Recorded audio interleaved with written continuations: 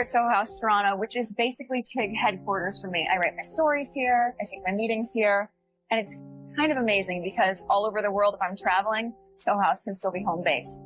You'll make yourself cry. Oh, I do that so well. Oh my God, it's crazy. They're like, Meghan, 1 tear, left eye, go. Give me 3 seconds. It started in quiet corners, soft lighting, hand-poured coffee, carefully staged authenticity. Meghan Markle, calm, composed, building a brand of purpose and poise. At first glance, nothing felt out of place, but behind the curated calm was something deeper. A quiet insistence on holding onto a title meant for service, not self-promotion. That's when the questions began. What exactly was being preserved here? A name, a crown, or a version of royalty that could live without the responsibility? Meghan Markle has been very brazen recently with the use of the HRH. Now, royal fans will know in 2020, during the negotiations for Harry and Meghan to leave royal duties, it was agreed with Queen Elizabeth that they will not use the HRH title. That is a long-standing precedent, and there's good reason for it. Basically, the HRH is only given to work. So the fact that she's continued to use this HRH when they've been instructed not to, I think is absolutely infuriating in Buckingham Palace. And there was a very interesting source inside close to the Prince of Wales who spoke to the Daily Beast. Oh, I wasn't expecting that one. This is why it's so nice to not have makeup on. Also is pretending that she's crying. Like, we zoomed in just to see there isn't a tear in sight. Look at this. Where's the tear? I appreciate what hard work looks like. I like working hard. Well, according to their tax documents, they work 1 hour a week. And Meghan's accepting all these compliments. I know I'm great, aren't I? Sucks. Are you joking? It's bad. This is terrible. You suck. You suck. Just talking nonsense. It's stupid. Never seen someone that struggles to just give us like one strip of authenticity. And that quiet began to crack. British insiders, once measured, even restrained, began speaking with sharpened precision. They weren't reacting to gossip. They were responding to what they called a breach of long-standing royal agreements. Meghan's continued use of the HRH title, they claimed, wasn't just a slip. It was defiance. What once looked like harmless branding now echoed like a challenge to the crown itself. And behind palace doors, patience was wearing thin. Prince William has finally snapped. Enough is enough. He has told friends he will strip Meghan Markle of the HRH title. Zoom in here and it says, with the compliments of Her Royal Highness, the Duchess of Sussex. That is a title that was stripped from her when she and Harry made their whole racism debacle and left the UK, left their royal duties, and moved to the US to bug all of us. It seems like that lady is a temptress. She's a siren. She's lured him into the rocks. According to a source, here's the quote: Prince William plans to flex his muscles and wipe his wayward brother, Prince Harry, and his power-hungry wife, Meghan, from the history books, it says. Enough for Bill Simmons over at the Ringer podcast, which was acquired by Spotify, to call Harry and Meghan, quote, a fucking grifter on his latest podcast. Here's what he had to say. I wish I had been involved in the Meghan and Harry leave Spotify negotiation.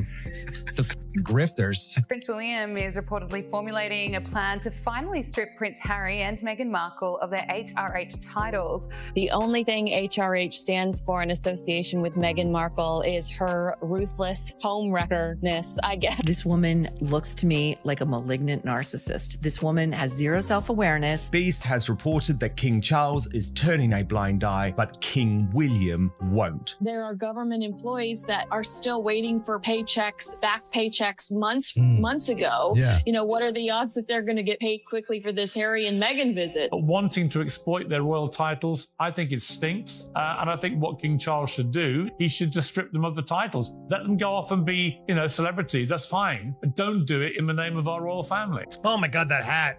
Oh God, he's so hot. Look at him. Isn't Prince Harry? She bagged a fox. But this has been Meghan Markle's MO from the beginning. She wants all of the privileges that go along with an identity, but she doesn't want any of the responsibility. She doesn't want to do any of the work. She wants the tiara. She doesn't want the public service. Nobody talks like that and nobody acts like that, because that's weird behavior that we're seeing from both of these people if we're supposed to be thinking under the impression that they're being authentic. Markle and Prince Harry may no longer be working royals, but their recent trip to Nigeria looked very much like a royal tour of their own. Prince William will strip Prince Harry and Meghan Markle of their HRH titles when he becomes king. There are growing calls to strip Harry and Meghan of their royal titles. The New York Post is reporting that locals in the UK say enough is enough, especially after Prince Harry's disastrous BBC interview, which aired For hours since the release of Harry and Meghan's bombshell Netflix documentary, and the papers have been reacting overnight. Oh boy, have they been reacting.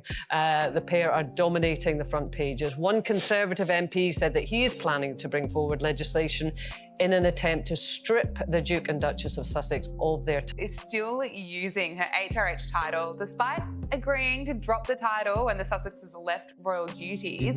How is Will planning to deal with this? Then it hit the front lines. This wasn't just about decorum or dignity anymore. This was about power. Prince William, usually silent, was reportedly done waiting. The quiet diplomacy was over. Inside Westminster, murmurs turned into motions. The House of Lords, an institution older than most nations, stepped forward. They weren't shouting, but they were moving. And what they moved toward wasn't revenge. It was consequence. Meghan, once welcomed with fanfare, now faced something no brand could spin away. Formal efforts to take the title back, not out of spite, but out of principle. Zoom in here and it says, with the compliments of Her Royal Highness, the Duchess of Sussex. That is a title that was stripped from her when she and Harry made their whole racism debacle and left the UK, left their royal duties, and moved to the US to bug all of us. She's using it in private with her friends. That's even weirder than if they were still trying to milk the titles in public. That is just like all the confirmation that I need that this woman is just obsessed with being a royal, that is all this was all about. And that she's angry that she screwed the pooch by claiming racism and basically getting kicked out of the family. She just can't give up the HRH titles that quickly. Like, this is literally what she has always wanted. But this has been Meghan Markle's MO from the beginning. She wants all of the privileges that go along with an identity, but she doesn't want any of the responsibility. She doesn't want to do any of the work. She wants the tiara. She doesn't want the public service. I love that your eyes are sparkling right now. You know, Meghan, how are you today? Which, by the way, I just have to say, yes. Enjoy them. I forgot to have fun. You're right. That 2-hour podcast that I just had to sit through with Jamie Keen-Lima, who is also very cut off from the rest of the world. And still, Meghan signed her name with it, Her Royal Highness. Not once, not accidentally, but as a calling card, on gifts, on notes, on air. It became part of her message. But the backlash didn't come from tabloids. It came from her peers, her critics, her audience. She was accused of holding onto an identity she'd already walked away from. And as the questions mounted, the tone shifted. This wasn't admiration anymore, it was disbelief. Because when every move says legacy, but the law says let go, what does holding on really mean? Welcome to the Jamie Kern-Lima Show. Her show is unlike any I've ever done. A revelation. When you listen, it feels like a hug, but your brain and your spirit and your heart is like, wow. When I look into Jamie's eyes, I feel like I am on some other cosmic level with her. I could see the light around her. She's infused with light. When you were saying, like, do you want to just do like cozies and no makeup? I like the idea of like, okay, great. Let's let them see us. Nobody talks like that and nobody acts like that, because that's weird behavior that we're seeing from both of these people if we're supposed to be thinking under the impression that they're being authentic. By the time the podcast aired, the damage had already begun to spread. His emotional display, dabbing her eyes, voice soft and cracking, was supposed to show vulnerability, but there were no tears. Just the memory of an old interview, one where she joked about being able to cry on cue. That clip resurfaced like a wave. Not because of cruelty, but because of contradiction. Her words didn't match the moment, and the audience felt it. What was meant to be healing started to feel staged. And in the world of royalty, perception is everything. Do you think you'll be married forever? Yes. I have a letter. He's also a fox. If you haven't noticed, my husband's very, very handsome. But his heart is even more beautiful. Something's up here. See that little shoulder shrug when she said yes? Yes, yes. Did you hear how high her voice was when she said yes? Yes. When we're stressed, our larynx closes up a little bit and our voice tone gets a little bit higher. That's why the pitch of the S is so high. But before I go to bed almost every night, I email them. Wow. They will end up at one point in their life, maybe when they're 16 or when they're 18, that I say, Here's an email that I've been keeping for you. Because that's really what you want when you're 18. 40,000 emails, Maureen, from your mother. These emails are so that when my children are of age, they can come to me and say, oh my God, you loved us so much. It's me, me, me. And when the curtain slipped just a little more, it got even harder to defend. She spoke of late-night emails to her children, of carefully crafted memories for the future. On paper, it was maternal. In practice, it sounded rehearsed. Even the most heartfelt gestures felt pre-written. What was once seen as polished now seemed performative. And then came the detail that couldn't be ignored. A card signed with a title she no longer held. Not legally, not ethically, and certainly not quietly. Disaster opportunists, which is exactly right. Disaster tourists. There are government employees that are still waiting for paychecks, back paychecks months ago. Yeah. You know, what are the odds that they're going to get paid quickly for this Harry and Meghan visit? Like, talking about people who are always on their game, especially when it comes to trying to drum up support and get content for their next Netflix project. The Duke and Duchess of Montecito, Harry and Meghan, have gone on a, well, let's say a quasi-royal tour of Nigeria. They certainly haven't been meeting President Meghan Markle and Prince Harry may no longer be working royals, but their recent trip to Nigeria looked very much like a royal tour of their own. For hours since the release of Harry and Meghan's bombshell Netflix documentary, and the papers have been reacting overnight. Oh boy, have they been reacting. The pair are dominating the front pages. One Conservative MP said that he is planning to bring forward legislation in an attempt to strip the Duke and Duchess of Sussex of their... Changed my mind on things, but I don't want them to be stripped of it, but I think I now understand they're trying to do, I think that would really be validated if they said, this institution isn't for us. We love our family, but we would like to hand these back. And I think that would be incredible. That's when the institution stepped in. Not the press, not the pundits, but Parliament itself. Leaders across party lines, Conservative and Labour alike, backed a formal petition. This wasn't symbolic. This was legal. The title of Duchess of Sussex was now under direct review. They cited protocol, unauthorized diplomacy, and use of royal branding for personal influence. And the public? They weren't divided. Polls showed overwhelming support for the move. For many, this wasn't about Meghan personally. It was about drawing a line between royalty and performance. Do you think they might be? They could be. I mean, it really depends on the next part of the documentary and what it shows, doesn't it? You know, because we haven't had the yet. shock factor yet. I feel really sad about it, to be honest. I feel sad that we've got to this point. I think they could have made a lot of differences. I wish we could find... But just as Parliament tightened its grip, Meghan's defenders leaned into the narrative. Some called for grace. Others asked whether stripping the title would really change anything. One voice argued that returning the title voluntarily could restore integrity. But Meghan didn't offer. Instead, she went viral, again. At a high-profile concert in Los Angeles, cameras caught her laughing, shouting, "You know I'm Sussex now." It was meant to be lighthearted, but to the House of Lords, it wasn't a joke. It was proof that even now, the title was still being used as a punchline. It would not be a good move because we need to try and cool the temperature. We need to try and kind of understand what is this all about. And that was my big thing with watching 3 hours of it last night. 3 hours.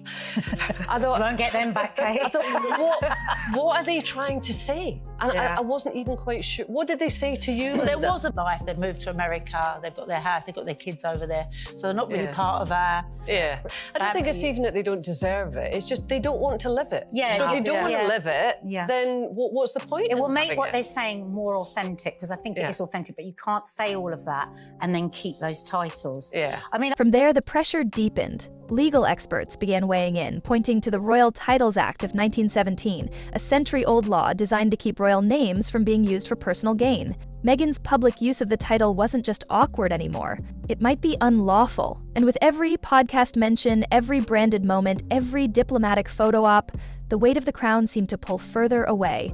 This wasn't just about bad press. It was about violating a structure older than any modern fame game. The title came with rules, and now it came with consequences. Think of her as an actress.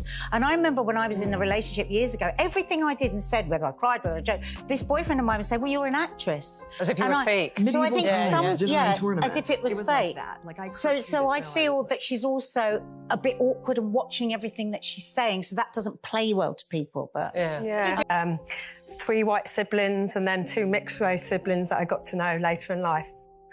All I am is a country bumpkin from Kent. Yeah. I don't know any different, and I didn't grow up thinking about that difference. And when you looked at it from her point of view, she said... And just as her defenders pushed back, old moments resurfaced. Again, interviews, sound bites, moments of reflection that didn't land quite right. Meghan spoke of being misunderstood, of carrying the label of actress into every part of her life. But for critics, that label now felt prophetic. Because when performance blends too deeply with persona, it leaves one question hanging in the air. Is this public image, or is it legacy dressed up for the spotlight? I got, if I wasn't Dame Kelly Holmes double Olympic champion, based on the colour of my skin, as opposed to people understanding my cultural background. I don't know any different than being a Kent white girl.